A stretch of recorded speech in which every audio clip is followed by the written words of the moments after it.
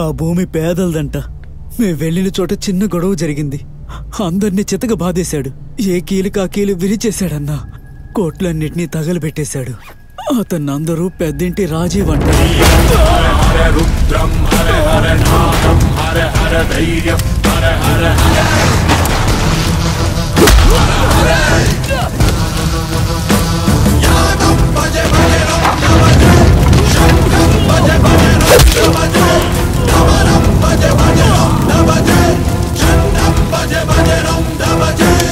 ఎవడ్రా రాజీవ్? రాజీవ్ తెలీదా గురు? తెలీదు కాబట్టే కదా అడుగుతున్నాను. ఎవరు? ఇదేంటి గురు, పెద్దన్న రాజు తెలీదంటున్నా? నేను అడిగిన ప్రశ్నకు పదే పదే ఒకే జవాబు చెబుతున్నావు. వాడేమైనా ఫిల్మ్ స్టారా లేక పెద్ద మినిస్టరా? అంతకంటే ఎక్కువ గురు.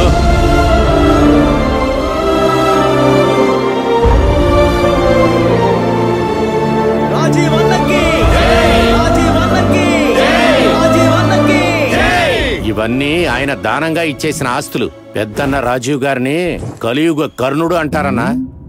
కలియుగ కర్ణుడా?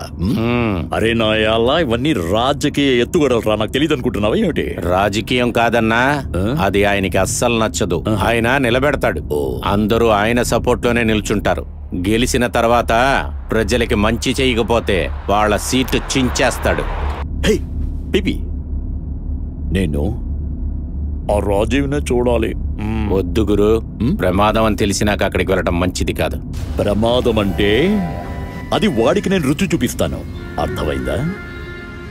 ఈ రోజు నుండి ఆ రాజీవ్కి నేను డిస్కో డాన్స్ నేర్పిస్తానులే.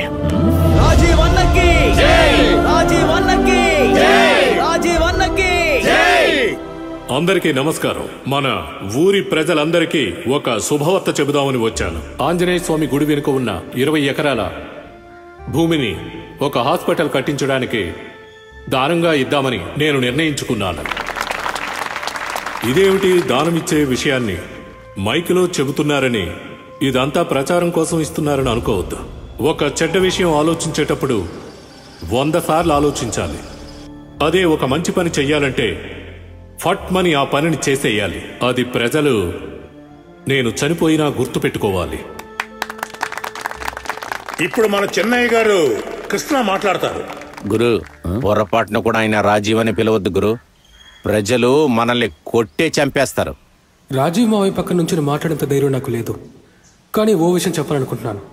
మనకన్నీ చేసేది రాజీవ్ మావయ్య. అతను నడిచే దారిలోనే మనం అందరం నడుద్దాం.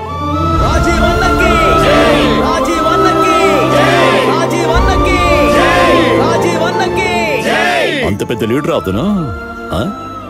అందరూ కాళ్ళ మీద వెళ్ళి పడుతున్నారు.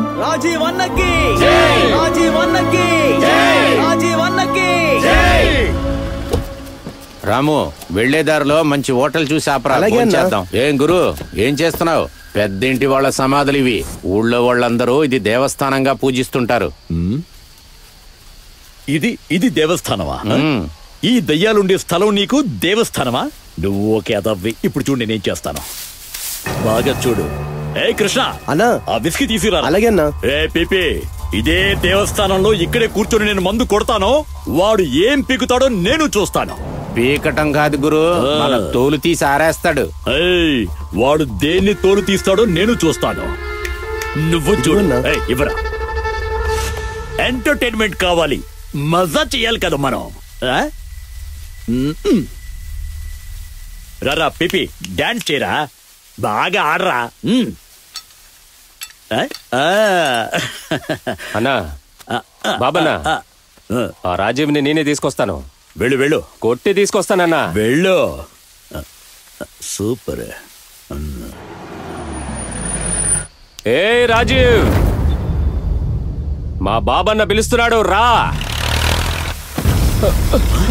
ఏంట్రా, ఎవరో నిన్ను కొట్టింది? అన్నా, మీరు పిలుస్తున్నారు, రా అన్నా. భుజం మీద చెయ్యేసి ప్రేమగా చూశాడు. కళ్ళు మూసి తెరిచేలో పక్కన చితక బాధేశాడన్నా. ఏం చేస్తున్నావా నువ్వు? అసలు బుద్ధుందా లేదా నీకు? స్వామీజీ, దేవుడు ఎప్పుడు వస్తారు?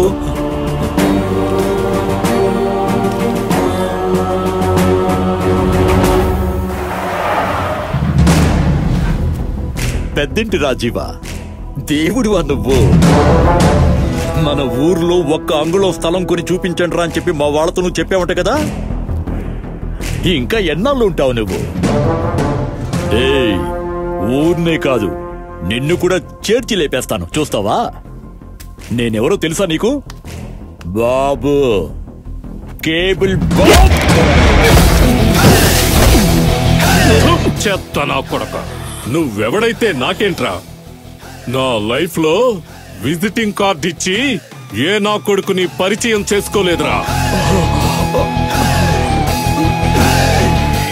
రేయ్, నా గురించి వినుంటావు, నన్ను చూసుండావు. చూశాక నీ పొగరు చూపించావంటే నీ తల్లిదండ్రులు నీకిచ్చిన ఒక్కొక్క పార్టు అలా పోతూనే ఉంటుంది. పెద్దవాళ్లకు మర్యాద ఇవ్వని నీలాంటి పనికి మాలినోళ్లే.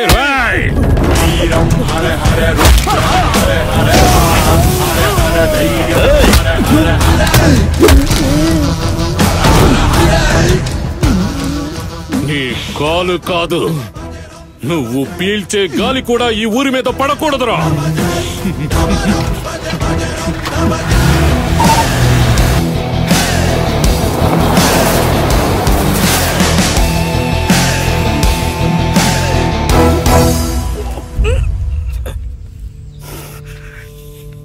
వదిలే గురు, నువ్వు చేతులెత్తి దండం పెట్టేటప్పుడే తెలుసు.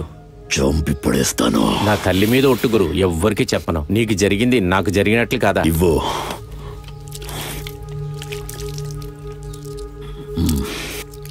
ఉంచు. అటు చూడు, దేవుడి కోసం కొన్న చందనమాలని నా భర్త ఫోటోకి ఎలా వేశారో చూడు.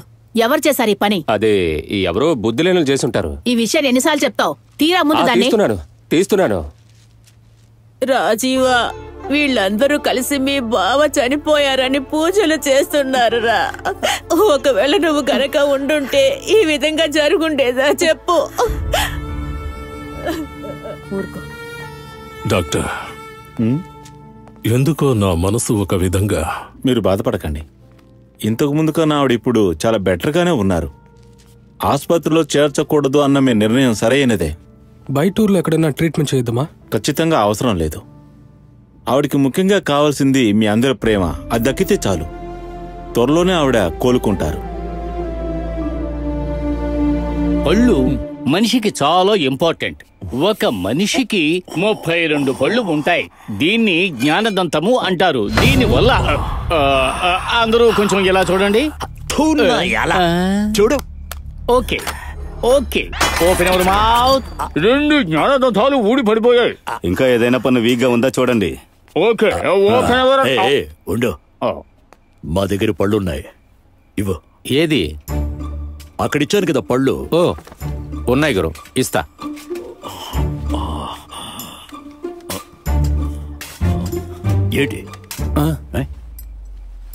ఏంటి వెతుకుతున్నా గురు, కనపడలేదు. పళ్ళు లేకపోతే పీక కోసిస్తాను. సార్, మీ దగ్గర ఉన్న ఒరిజినల్ పళ్ళు ఫిక్స్ చేయడం కుదరదు. కావాలంటే ఆర్టిఫిషియల్ పళ్ళు ఫిక్స్ చేస్తాం.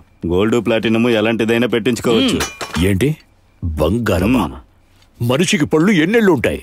దవడ పళ్ళు 75 నుంచి 80 ఏళ్ల వరకు ఉంటాయి. కొందరికి చచ్చేంత వరకు ఉంటాయి బాబు.